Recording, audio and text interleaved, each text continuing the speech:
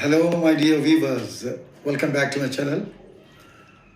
Today's topic is 8 tips to crack any examination in English. May it be UPSC, GRE, SAT, MAT, TOEFL, IELTS, so on and so forth. After the globalization of English, its need has become a must. So, we have to show our mettle. The word mettle, M-E-T-T-L-E, not M-E-T-A-L, mettle. That means quality. To show our mettle, we need to train ourselves to the extent that we should be good at all the skills which we come across in the language called English. In the competitive world, life has become a rat race. So we have to stick to smart work, not to donkey work. We have to prepare ourselves on the basis of the 8 tips I am going to give you. The first one is the listening skill. Everyone knows that language begins with the ears. And learning a language is a habit. So, listen to any accent in general. But in the world, there are 2 major accents. One is British, another is American. These 2 accents are present everywhere in the world with some dialectical or changes in the regional languages or influence of the regional languages. Well, we have to listen to all the accents to get accustomed to the style they follow. For example, Pidgin English. Pidgin English is the English spoken by the Chinese. Their pronunciation is called Pidgin pronunciation. We have to listen to the British model, American model, African accent, or Australian, either it may be any part of the world. So we have to listen to all the accents to get ourselves accustomed to how they speak and how they pronounce. The second one is speaking skills.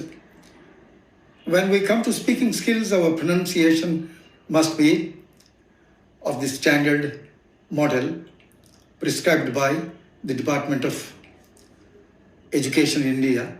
We follow the British model. Now, it is very easy to learn the British model if we listen to the BBC. As far as the American model is concerned, we have to listen to the Voice of America. It's handy to have a dictionary compiled by A.S. Hornby. You better buy a copy of the dictionary called An Advanced Learner's Dictionary compiled by A.S. Hornby. It will give you everything: pronunciation, stress, different meanings, idioms, collocations, and whatnot. So, in speaking skills, we have to follow the model that is called British model. Strictly speaking, we do not follow any model in India, particularly students. For example, who says hotel? It is hotel, not hotel. Who says leisure? We usually listen leisure, not leisure. It is hotel, leisure. Coming to reading skills, while reading, we have to keep in mind 2 things. One is where to pause, another is to read between the lines. In reading, take an example of the sentence, kill him, not set him free. Or if you pause after kill him not, it becomes, or it gives another meaning. Kill him not, set him free. So you know the importance of pausing in reading. The next point in reading is, sometimes the writer does not give you the real meaning, what he intends to say. On the part of the reader, he has to read between the lines. He should understand what the writer means in a particular situation. For example, if there is a sentence like, they are flying kites.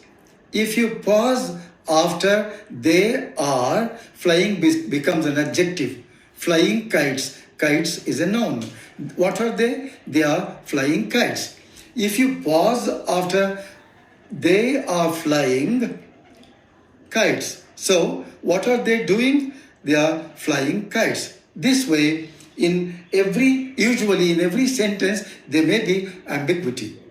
So while reading, we have to pause according to on the basis of the meaning, required meaning. And secondly, we have to understand what is the hidden or implied meaning of the writer.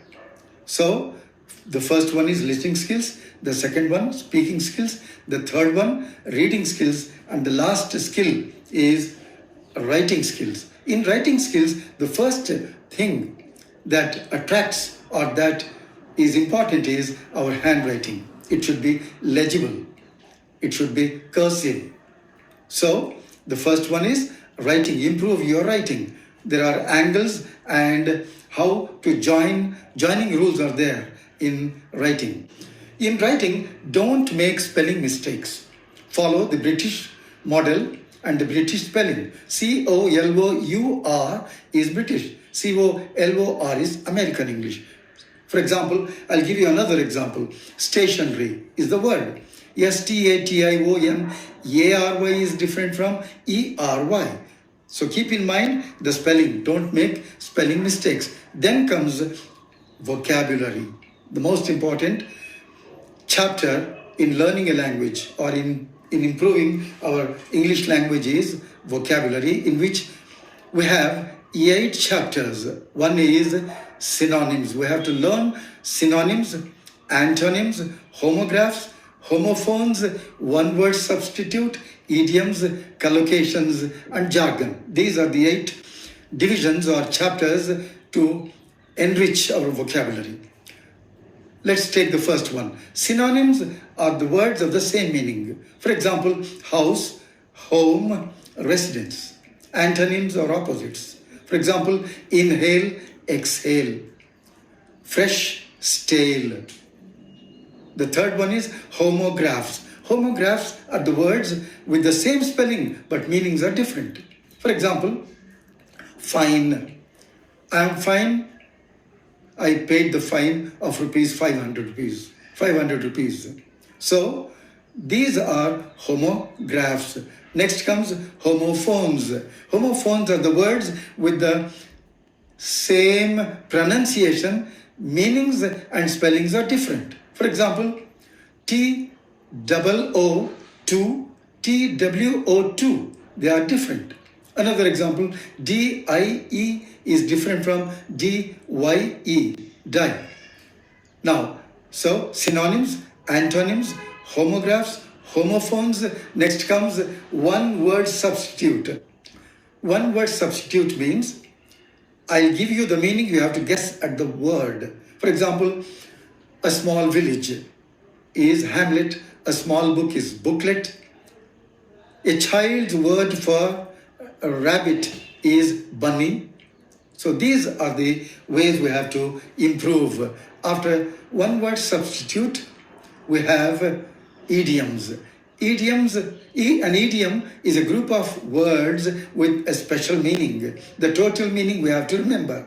There is no other way to guess at the meaning or meanings of the idioms. For example, I came on foot is I came walking. Or French leave is a leave taken without permission or without information. All that glitters is not gold is an idiom. So there are idioms of many types, but 3 of them are important. One is general idioms. Another is proverbs are also idioms. The third one is phrasal verbs. Verb plus preposition is a phrasal verb, which is also an idiom. For example, give up is to leave a bad habit. Give away is to distribute. These are the idioms. Now coming to next chapter called collocations. Collocations are naturally going words. Some words go naturally together. For example, used by the native speakers. They say good at, not good in. They say fond of, not fond with. They are interested in learning English. Interested in. We say fast train, not quick train. We use quick shower, not quick or fast shower, like that. These are the expressions that go naturally together. These are called collocations. We cannot use words as we wish. Now, after vocabulary, we have to take the next tip, that is grammar. Grammar is a hard nut to crack for many because there are hundreds of rules. Hundreds of rules come under different chapters. For example, you had better go to the doctor.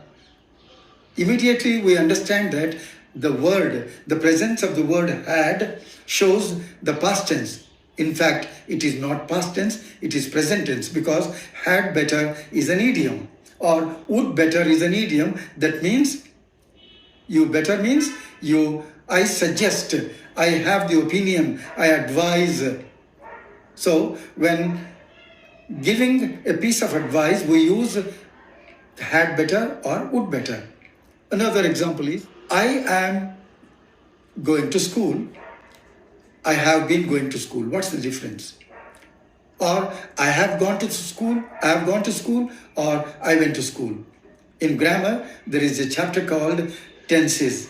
It's very difficult to learn, but if you know the nuances, the slight difference between all the 12 tenses, it becomes very easy to use. So these are the important tips I have given you. The last two are, one is time management. So it's very important when you come across a question paper, when a question paper is given to you, you have to finish it in the time allotted. So it's a skill you have to practice. The last one is mock tests. You have to take mock tests to assess yourself, to evaluate yourself, to know your ability, to know your improvement, and to work upon your weaknesses. You have to find out your weakness. All these 8 tips, I hope, will help you in grooming your skills of the English language or communication skills in English. I hope these 8 tips may enrich your communication skills in English. Quality is never an accident. It's always the result of an intelligent effort. There must be the will to produce a superior thing. Now, awaiting your comments.